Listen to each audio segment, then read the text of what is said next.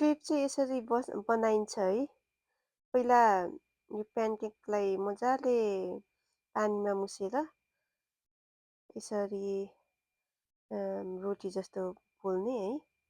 रोटी जस्तो मजाले यसरी बनाइसकेपछि फोल्ड गर्ने।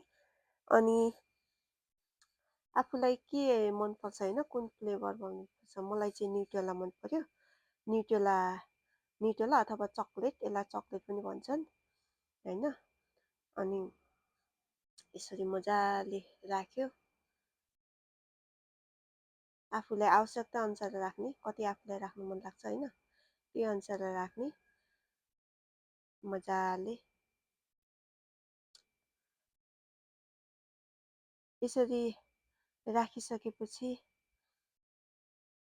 आफूलाई कुन फ्लेभर मनपर्छ होइन, बनाना, स्ट्रबेरी के मनपर्छ त्यही अनुसार राख्ने। मलाई चाहिँ बनाना खानु मन लाग्यो होइन, बनाना राखेँ।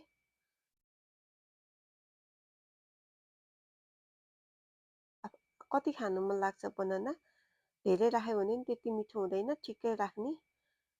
ठिकै राख्यो भने त्यो फ्लेभरमा कम्बिनेसन हुन्छ होइन, त्यही अनुसार राख्ने।